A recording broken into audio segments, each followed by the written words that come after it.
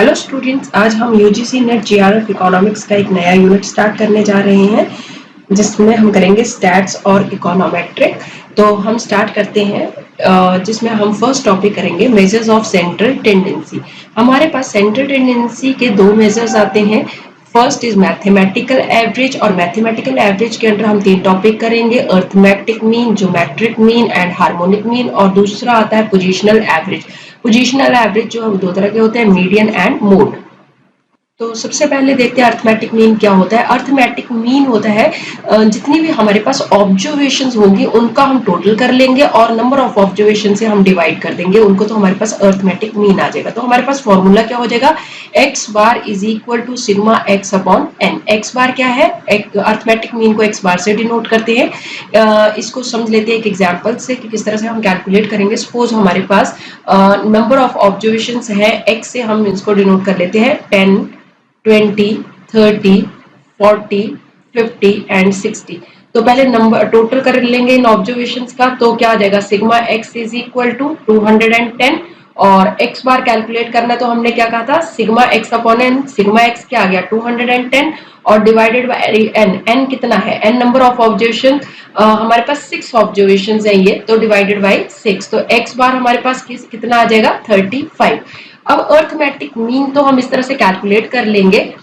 अब देखते हैं कुछ एक इंपॉर्टेंट पॉइंट्स अर्थमेटिक मीन से रिलेटेड। अर्थमेटिक मीन जो होता है बेस्ड ऑन ऑल ऑब्जर्वेशन, सारी की सारी ऑब्जर्वेशंस के ऊपर ये बेस्ड होता है। लाइक हमारे पास कितनी टर्म्स है, 6, तो हमने 6 टर्म्स को ही कैलकुलेट किया अर्थमेटिक मीन को कैलकुलेट करने के लिए। और दूसरा, इट इज कैलकुलेटेड वैल्यू। ये कैलकुलेटेड वैल्यू होती है, देखिए हमने इसको कैलकुलेट किया, पोजिशनल नहीं होती, मतलब पोजिशन के ऊपर कोई फर्क नहीं पड़ता पोजिशन का कौन से नंबर पे आ रहा है।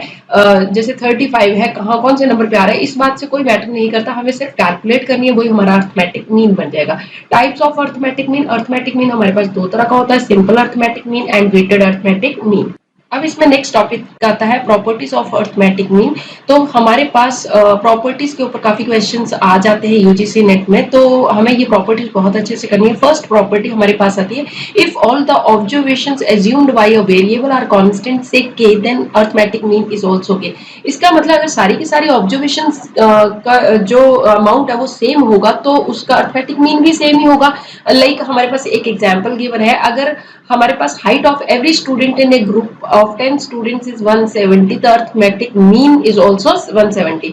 मतलब हमारे पास 10 स्टूडेंट्स हैं और उनकी हाइट x से ले रहे हैं, तो x कितना हो जाएगा 170, 170, 170, 170, 170, 10 टाइम्स हो जाएगा। तो अर्थमेटिक मीन भी क्या हो जाएगा 170 हो जाएगा, क्योंकि हमारे पास क्या होगा सारी की सारे नंबर जो है वो सेम है, तो अर्थमेटिक मीन भी सेम हो जाएगा। तो ये प्रॉपर्टी यही बताती है कि सारी की सारी ऑब्जर्वेशन अगर सेम होगी, कांस्टेंट होगी, तो उसका अर्थमेटिक मीन भी कांस्टेंट मतलब सेम ही होगा।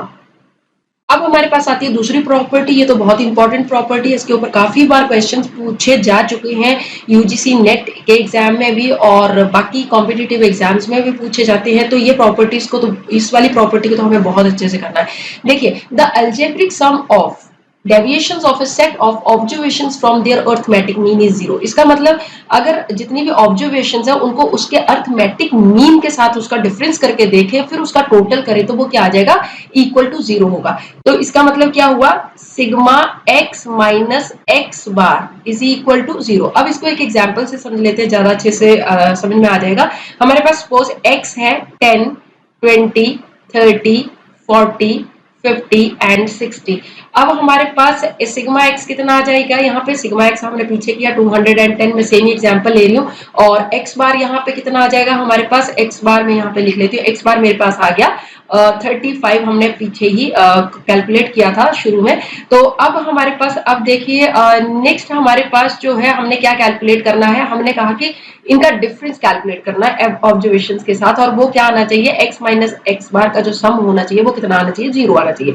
तो देखिए x माइनस एक्स बार, अब यहाँ पे x कितना है 10 और x बार कितना है 35, यहाँ पे x कितना है 20 माइनस 35, यहाँ पे 30 minus 35, 40 minus 35, 50 minus 35 and 60 minus 35। अब देखिए हम यहाँ पे कैलकुलेट करेंगे तो ये कितना आ जाएगा -25, यहाँ पे कितना आ जाएगा -15, यहाँ पे -5, यहाँ पे कितना आ जाएगा 5, 15 एंड 25। ये देखिए यहाँ पे ये प्लस के और ये माइनस के क्या हो जाएंगे, सेम हो जाएंगे, तो इनका x माइनस एक्स बार का सम कितना हो जाएगा, 0। तो यही कहा गया इस प्रॉपर्टी में कि अगर हम जितनी भी ऑब्जर्वेशंस है x है उसका डिफरेंस x बार के साथ देखेंगे और उसका फिर क्या करेंगे, कैलकुलेट करेंगे, टोटल करेंगे, तो हमारे पास वो x minus sigma x minus x bar कितना आ जाएगा, इक्वल टू 0। अब नेक्स्ट प्रॉपर्टी हमारे पास आती है arithmetic mean is affected due to change of origin and scale.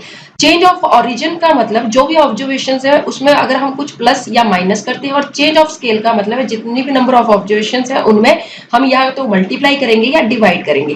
तो इसका मतलब क्या है कि दोनों से इफेक्ट हो रहा है। दोनों से इफेक्ट होने का मतलब ये है कि अगर अर्थमेटिक मीन, अगर किसी भी जो नंबर ऑफ ऑब्जर्वेशन है अगर हम उनमें कुछ प्लस करेंगे तो हमारा अर्थमेटिक मीन में उतने से प्लस हो जाएगा, अगर माइनस करेंगे तो उतने से माइनस हो जाएगा अर्थमेटिक मीन में। तो इसको एक एग्जांपल से समझ लेते हैं। एक्स सपोज हमारे पास है 10, 20, 30, 40, 50 एंड 60। अब हमारे पास सिग्मा एक्स कितना आया था, मैंने प्रीवियस एग्जांपल को ही यहाँ पे कंटिन्यू कर रही हूँ, तो हमारे पास आया था 210 और एक्स बार कितना आया था हमारे पास 35। सपोज हम चेंज ऑफ ओरिजिन की बात करें तो ओरिजिन का मतलब अगर हम एक्स में कुछ भी प्लस करेंगे या माइनस करेंगे, एक्स में अगर प्लस करके देख लेते हैं पहले, अगर एक्स में प्लस किया सपोज 5 प्लस कर दिया तो ये कितना हो जाएगा 15, ये हो जाएगा 25, 35, 45, 55 एंड 65। अब इसका सिग्मा एक्स लेंगे तो सिग्मा एक्स हमारे पास आ जाएगा ये कैलकुलेट करके 240, और यहाँ पे x बार कैलकुलेट करेंगे तो 240 डिवाइडेड बाई कितना हो जाएगा 6, तो 6 4 जा 24, तो हमारे पास x बार यहाँ पे कितना आ गया, x बार जो है इस केस में हमारे पास आ गया x bar is equal to 40। अब देखिए चेंज ऑफ ओरिजिन से हमने क्या कहा था, अगर हम नंबर ऑफ ऑब्जर्वेशंस में कोई अमाउंट प्लस करते हैं तो उतना जितना अमाउंट प्लस करेंगे उतने से ही x बार में भी प्लस हो जाएगा। x बार कितना था 35 और हमने नंबर ऑफ ऑब्जर्वेशन जो थी उनमें क्या क्या प्लस किया 5, तो मतलब x बार 35 था, तो हमारा अब x बार में भी कितना प्लस हो गया, 5 से प्लस होके x बार अब कितना आ गया 40। इसी तरह से x माइनस 5 करोगे तो हमारा x बार, क्योंकि हमने x में अगर माइनस 5 करते तो x बार पहले कितना था 35 था, तो अब इसमें माइनस 5 हो जाएगा तो हमारे पास कितना बच जाएगा 30। अब इसी तरह से x में कुछ डिवाइड कर दो 5 से, तो अगर x में डिवाइड करेंगे तो x बार जो हमारा 35 था डिवाइडेड बाई 5 करोगे तो यहाँ पे x बार कितना आ जाएगा, कैलकुलेट करके आप खुद देख लेना।